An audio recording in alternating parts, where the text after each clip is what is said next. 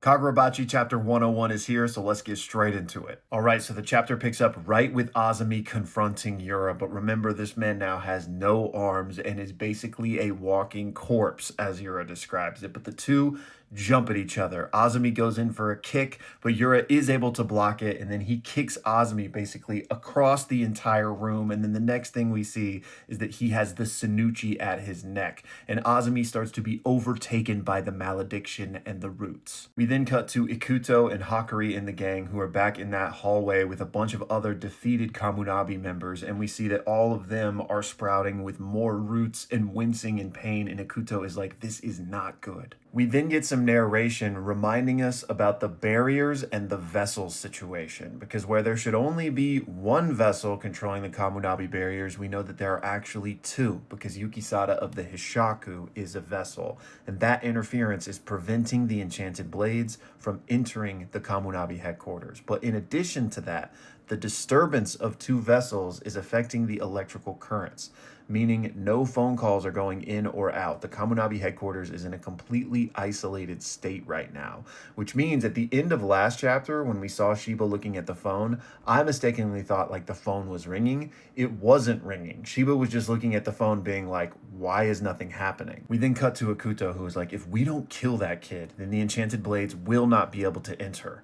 We then see him use like his MRI sorcery, and he sees that Yukisada is still close by. He's like, he's still close, but I barely have any time to figure out exactly how to kill him and what's going on. We then cut to the barrier keeper and Izaru, and the barrier keeper says, Izaru, we have to do it. There's no other option. I want you to kill me. He then explains, if I lose my life, the barrier will be completely relinquished to the other vessel, which will make the blocking of the enchanted blades even stronger. However, the barrier would stabilize, and so too would the electrical field, which means communications would open up. We would at least be able to inform those on the outside. If I die soon, you'll at least have more reinforcements capable of making something happen. If I die, everyone else can be saved. We then get this flashback as the barrier keeper's internal monologue continues, and he's like, this is the worst. There's only one reason why I took up this job in the first place. Money. And we see in the flashback, he's being interviewed by the Kamunabi for this position, and he says he only wants to do this to make the world a better place, but really, it's money. And his internal monologue continues, and he says, to someone who's only known poverty, money is everything. At the end, we see his interview process, and he says, the selection process for choosing candidates was just me lying one bluff after the other, and I slipped right through them. And in the interview, we see him say, I want to do this for the sake of the country, for the sake of the people. I'm willing to exhaust myself. The internal monologue continues. He says, it's not for me to say, of course, but I imagine that they were just completely enthralled by my words. And plus, I don't even have to risk my neck out there in the field. All I have to do is sit here in this safe zone for 2 more years, because once my term ends, a massive sum is going to be deposited straight into my banking account. So this guy lied just to get this job because he was only in it for the money, and now here he is willing to lay his life down for the cause. So we cut out of this flashback to the present, and Izaru is like, are you sure you're all right with this? Weren't you supposed to use that money for your... And the barrier keeper cuts him off. He just says, hurry. Hurry and kill me while I still hold this brave face. Zaru then raises his hand and says, you're a good man. But before he can do anything, Hokuto is there in a flash, and he basically slams Izaru out of this barrier keeper's room. We then cut to Ikuto, who has just watched all of that happen via his MRI sorcery, and he is like sweating and terrified and doesn't know what to do. We then just see Hakuri say, they were trying to kill one of your allies? Ikuto says yes, they were planning to make it so that there was only one vessel, thus giving the barrier its full control and stability back. But in return, the electrical fields would come back too. Ikuto then gets an idea, and he looks at Hakuri and he says, hey, you summoned a sword just now, didn't you? You think you could take one out 140 meters in that direction? And Hakuri is like, what? And Ikuto's like, my detection abilities don't come cheap, you know, referring to how he impaled Yukisada a few chapters earlier. Like, he can't do that again because he needs more rest.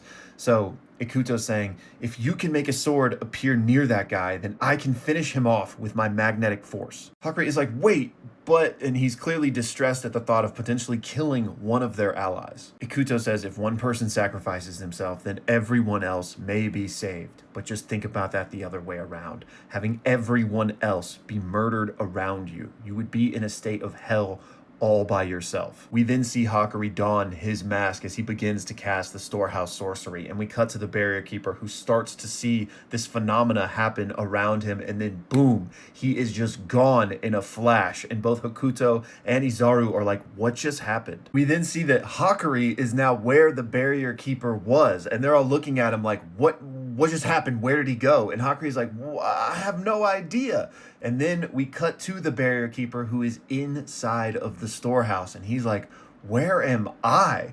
And we see that Hakuri was thinking to himself, he basically just needs to be gone, right? From this space. So Hakuri moved himself to the barrier keeper, if I'm understanding this correctly, and then basically registered him in the storehouse and put him in there. And now he's just kind of bluffing, being like, I don't know where he is. We then just see a single panel of a rotary phone off its hook. We then cut back to Azumi and Yura, and we see that Azumi is looking rough. He is laying on the ground, these roots and flowers sprouting from him, and then he just meekly says, took you long enough. We then just see Shiba standing behind Yura looking like a nonchalant aura farming king, and Yura turns to look at him, and Yura thinks to himself, the enchanted blades can't get in. And then Shiba just instantly grabs Yura's tie and says, let's step outside. My boy essentially hits him with one of these, just leaving Yura like suspended in midair, and Shiba just says, take it from here. We then just see Yura hovering in midair, like this man is levitating now as the centipede sorcery starts to swirl around him. We then cut to Azumi still inside, lying on the ground, bleeding out, trying to catch his breath, and we see that he is thinking back on a memory of a much younger Chihiro who is like sitting down in a restaurant. And Azumi says to him, as the Kamunabi, we can't allow the 7th enchanted blade to be on the loose just for your revenge. And Chihiro in this flashback says, revenge? No, I just want to fight together for what my dad believed in. And it's there that we cut to a double page spread of Chihiro and Samura walking down Yura. The two of them are looking up at him with their hands clasped on their enchanted blades. And that's where the chapter ends. Bro, absolute gas, dude. Bro. Chapter 102 is about to be insane, bro. Shiba, my goat, okay? My original goat and my top goat, okay? I love it, bro. That phone, he was there in an instant. I love to see it, man. And just the knowledge, just the absolute foresight to just immediately know what's going on, get Yura outside. And then he left, you know? He's like, I got other fish to fry. Y'all enchanted blade homies, deal with this enchanted blade homie. Like, Shiba's gonna go be playing cleanup inside Kamunabi HQ. I cannot wait to see how all of this plays out. One thing though, Shiba, can you please go back real quick, get Char, and bring her to Azumi's stat, because I cannot have my other goat bleeding out on the concrete floor like this. He gotta survive, okay? Like, yeah, I'm here for deaths, okay? But not for my goat, okay? Please, please. Phenomenal chapter. I loved the characterization of the freaking barrier keeper, by the way. The man who only got into this for the money, you get it. But when the moment hit, when he was really challenged and had to step up, he did. He was like, kill me. Like, I want to do this for my country, you know, for my people. Like, just kill me before I chicken out. Like, so good. Such like a nice little moment for a pretty side character. And then Hakuri, our boy, he's a genius. He's a genius. He was like, we don't have to kill that guy. I'm just going to go in there and play the con man, pretend I don't know what's going on, and I'm going to shunt him over to the storehouse. Problem solved. My God, you just continue to impress me, brain damage or not. Who else is doing it? Anyways, phenomenal chapter. I cannot wait till next week. Y'all, please let me know all your thoughts down below. And as always, thank you for watching.